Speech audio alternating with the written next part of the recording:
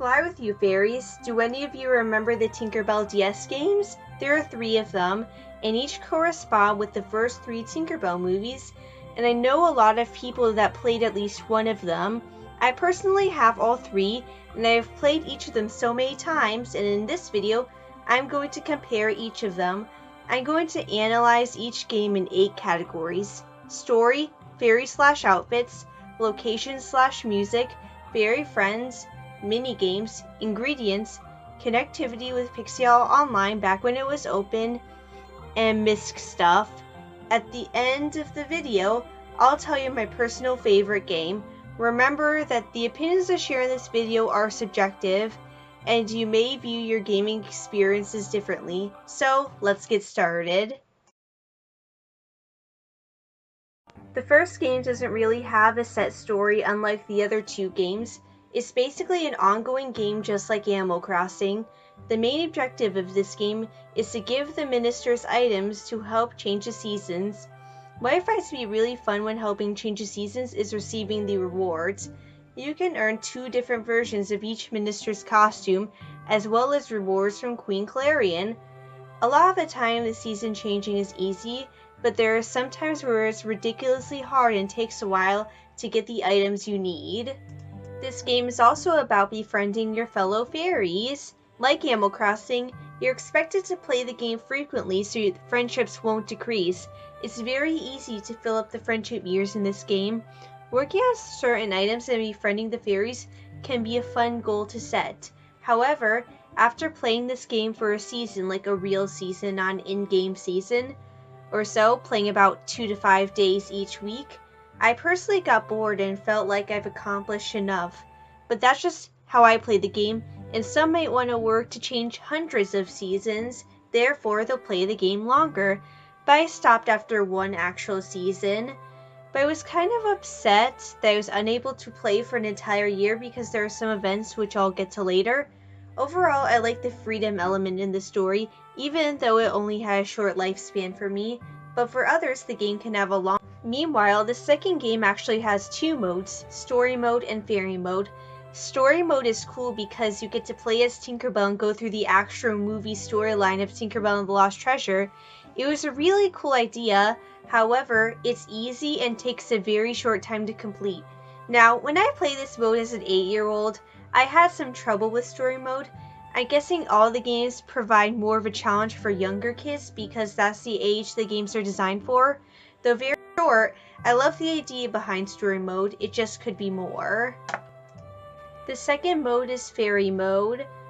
My favorite part of this mode is that you get to create 5 fairies, 1 of each talent. Each talent has a different storyline of quests which involve preparing for the revelry.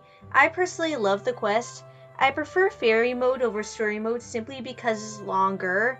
It's nice to actually prepare for the revelry, and at the end of fairy mode, it was nice seeing all the talents' contributions together in one celebration.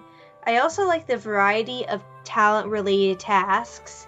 I like how Tinkerbell and the Lost Treasure has multiple storylines, so you'll be playing for a while. I found both of the stories to be very magical, and I like the sheer variety. Great Fairy Rescue only has 1 storyline, but it's longer than any of the Lost Treasure storylines. I can't tell for sure as I've played both the second and third games in a span of days, but I find that both games last approximately the same length, but maybe Lost Treasure is a bit longer. But in Great Fairy Rescue, the story has 6 chapters, and each involve exploring a different area of the countryside. The overall story is about growing a summer garden with 6 rare lilies. Each chapter involves finding a different lily seed. You'll work with a different mentor fairy in each chapter, which I like, and you'll go through action stages, which are basically like bigger mini games, or basically have to make it to the end while getting hit a minimal amount of times. Like I said for Lost Treasure, the action stages were very difficult when I played as a 9-year-old, but as you get older, they should be easy. However, I still have lots of trouble with the boat riding action stage. The story also asks you to plant flowers in the summer garden. I've always found that to be very boring and tedious. Luckily, you'd receive the ability to make the flowers instantly bloom at some point of the game. After you complete the main story, a good goal is to plant in the summer garden and grow every type of flower, which I still haven't been able to do after all those years of playing. This seems like a fun goal, but I only plant in the garden when I have to. Planning when I don't have to is just not worth it for me. I just find it to be pretty boring. So, this game has one large storyline as opposed to Lost Treasure. I've really liked going through the storyline and seeing the lilies bloom. Each lily is supposed to represent a different mentor fairy, and I like how the storyline is about friendship. So overall, the first game has an ongoing storyline, the second has many storylines, and the third one has a large storyline. In the first game, you unfortunately don't get to create a fairy. You play as Tinkerbell. However, this game's outfits are just amazing. The outfits are beautiful and can be obtained in a variety of ways from the shop to changing seasons. Collecting these outfits is a really fun goal for the game. One of my favorite parts of this game is accessory crafting. The accessories are just beautiful, and this is the only game with bracelets and anklets. You can even sell them to your fairy friends so they can wear them. I also really like the personalized clothing. You get to use stamps which you can earn from your fairy friends to decorate clothes. You can wear your unique creation or put it on display so others can wear it. Though you can't create a fairy in this game, the large selection of outfits as well as the accessories and personalized clothing are they're awesome. In Lost Treasure, while there's zero customization in story mode, you can create 5 fairies in fairy mode, which I really liked. The outfit variety, however, is limited compared to the first game. The outfits are based on the Pixie Hollow site. Most of the outfits are from the 2009 Creative Fairy, and they come in 5 colors. I liked collecting the outfits to see how those Pixie Hollow items looked on my DS character. But what I really like is that each talent unlocks 3 exclusive outfits. Back when the game first came out, these outfits weren't in the Hollow yet. I absolutely love these outfits, and you can even earn exclusive outfits from spells. Many of the outfits from the first game return again for Great Fairy Rescue. There are even some new ones. You get to create 1 fairy in this game. Throughout the story and while playing minigames and action stages, you'll learn so many free, beautiful outfits. You can even make more at the shop. In the game, you get to choose how the outfits are worn. For example, where on your head a hair accessory is located. But it's annoying in my opinion how the game asks you if you want to add your look to your favorites list every time you complete a new outfit. Even after you complete the game, it can be fun to try to collect a large variety of outfits. So in the first game, you can't create a fairy, but this game has a huge and incredible selection of outfit options. Lost Treasure allows you to create 5 fairies and wear a non-varied selection of Pixie Hollow outfits. You can create a fairy in Great Fairy Rescue and experience a wide selection of outfits. Let's start by saying that the areas you visit in the first game are just beautiful. Some of them are taken from 2007 Pixel images, which I just find to be really pretty. The music is really pretty too. Most of the soundtrack is a variation of the title screen theme, but it's so beautiful that even in Fairy ABC's Pixie Tree Meadow, it's even used in the Pixie Tree Meadow.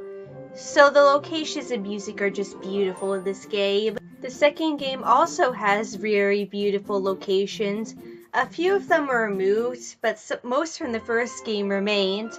I like how this game adds some more locations like Cavendish Dream, the Pixie Well, and the Fairy Tale Theater.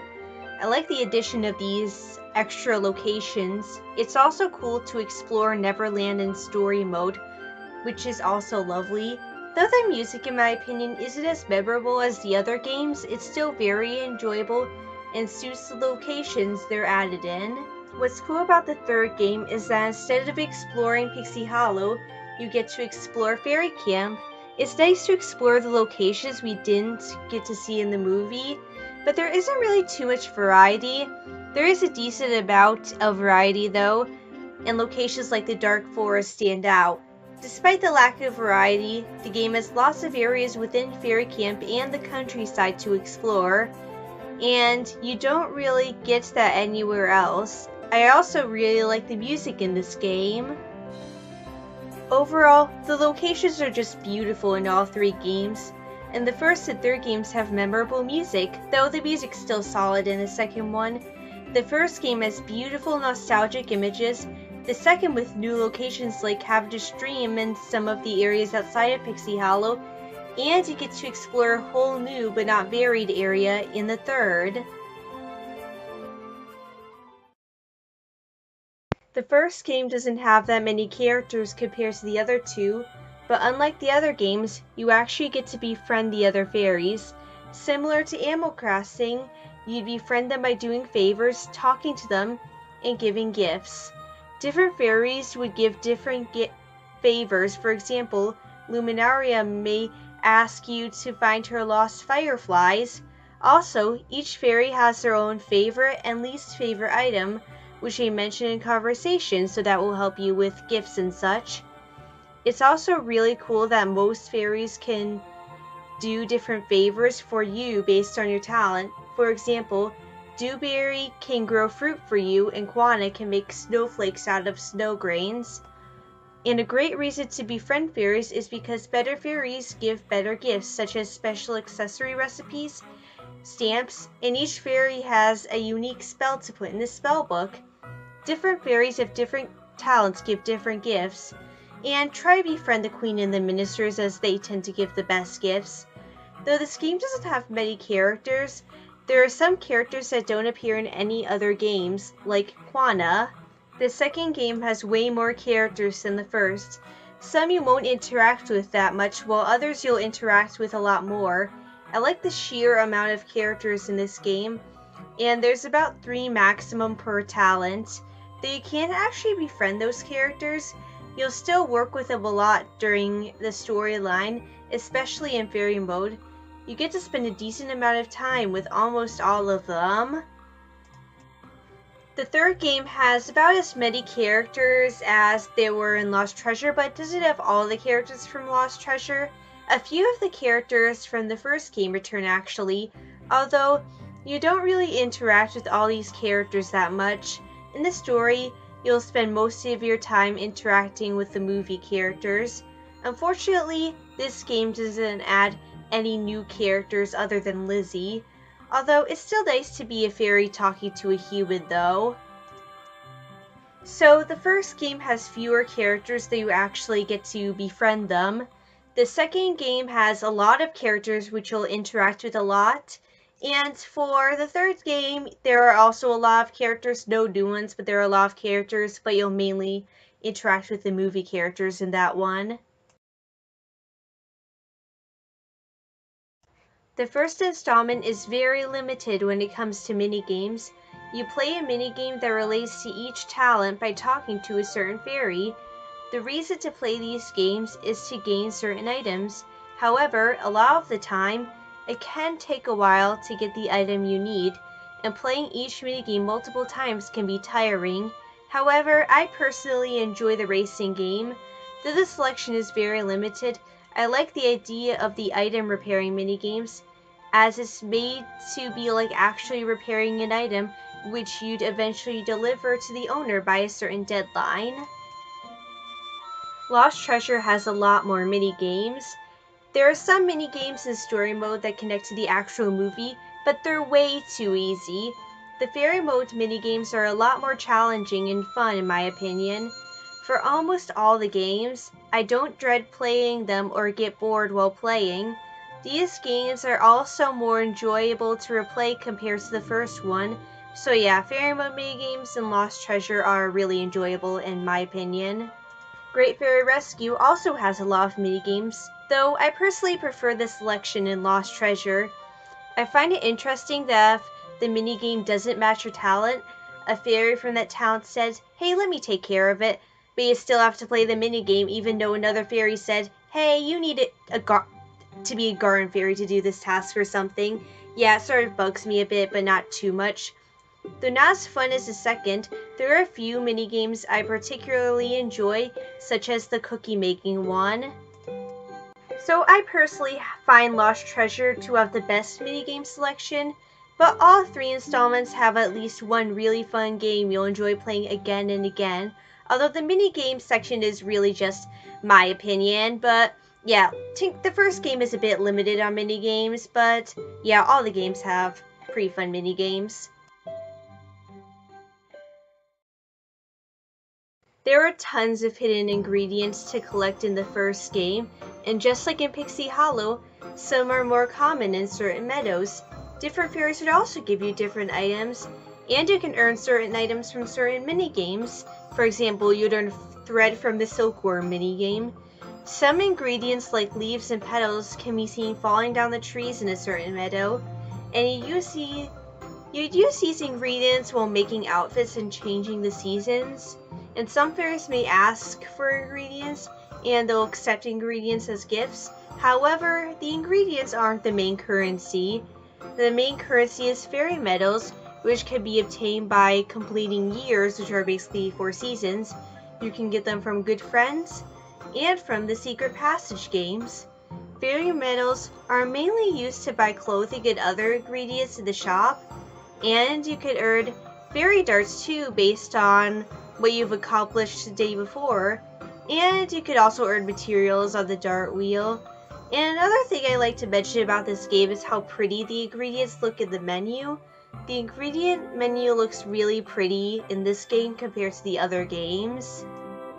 Gathering in Lost Treasure is more like gathering in the original Pixie Hollow. In fact, a few of the ingredients, like spider silk, are actually from the Hollow. There aren't nearly as many materials as the first game, and the ingredients can be traded for outfits and home decor. In the quest, fairies might ask for ingredients. Ingredients can be earned from gathering, but they can also earn by completing quests and completing minigames. What's cool about Lost Treasure is that your fairy can use her talent in unique ways to gather special ingredients like water droplets and iron. Special ingredients that can't be gathered can also be earned from minigames and quests. These rare ingredients, like the rare flowers and the clovers, can be exchanged for special outfits and decor. Gathering in Great Fairy Rescue is more similar to gathering in the first game. Some of the ingredients you can collect are seeds to plant in the garden. The materials can be earned from quests, games, and gardening.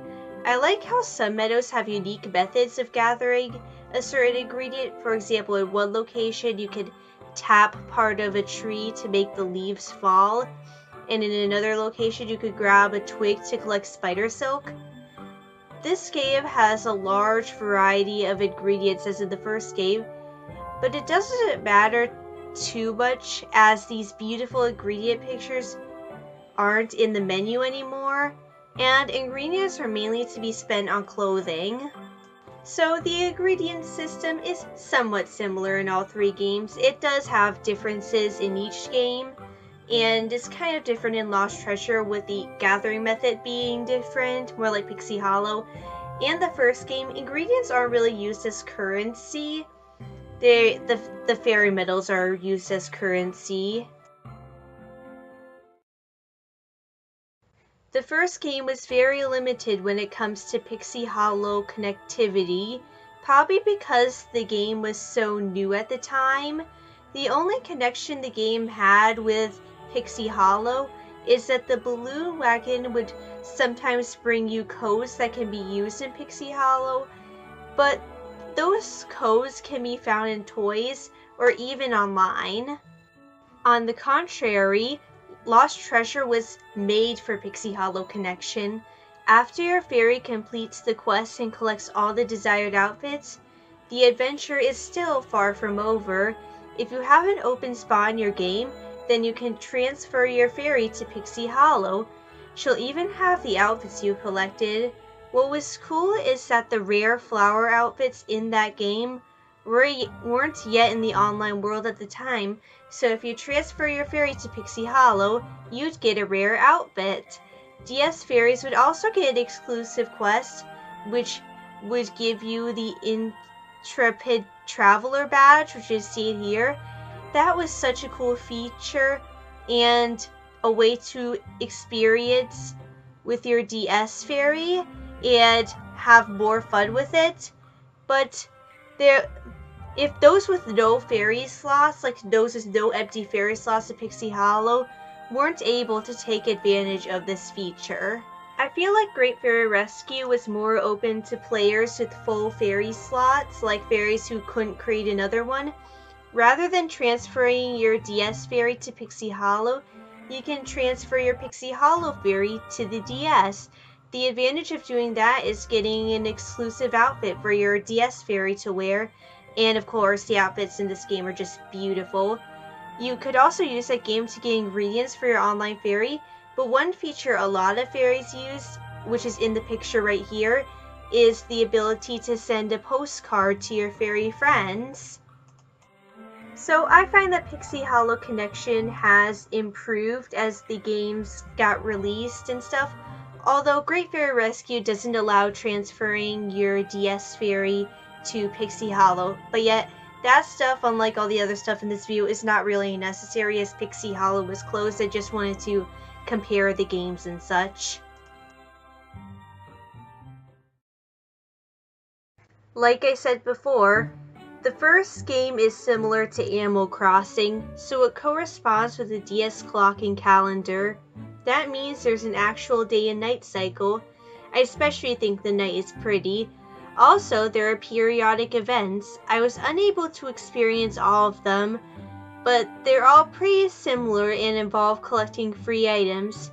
It's kind of difficult to complete your collection though in one event, but it's cool how fairies wear the event outfits and the music changes and one of the meadows is decorated. I also find it cool how you can actually see the moon phases in the game. One thing about this game which many of you likely don't know about and I found out about on the internet is the secret locations. They'll take you to a secret minigame where you can collect some items, and one of them is only accessible during a full moon. Another thing I love about this game is that Rune, a storytelling fairy, could tell you stories which are based on the Disney Fairies books actually, and Terrence would sometimes tell you poems, and you can get your fortune told too. One thing Lost Treasure has, which the other games don't really have, is home decorating. The decorations, especially the Talon exclusives, are just gorgeous. There are some items from the original Pixie Hollow, but many of the decorations are original. Unfortunately, the home decorating on the DS is very, very limited, and you can only hold a few items in your home, which is a shame because I love all the items. But at least you get to see the exterior of your fairy home, which you don't get to see in the original Pixie Hollow. As of Great Fairy Rescue, most of the misc stuff it has already been touched upon in this video, such as the gardening and the action stages. So, which of these games is the best? Well, it really depends on your playing style. I recommend trying all the games if you can. Those games are pretty old, but you may be able to find a used copy. And you can even delete the previous user's data, so even though you get a used copy, it doesn't really matter. But if you really need to buy just one of the games, here is a recap of the differences. The first game is similar to Animal Crossing, where you actually get to befriend the characters and there's no real story. The outfit selection is incredible, especially with the accessories and personalized clothing. It's also a very beautiful game, however, the mini-games are limited. Lost Treasure has multiple small stories and you can create 5 fairies. You get to explore new locations and interact with so many characters. The mini-games are so fun, but the outfits are sort of limited despite being beautiful.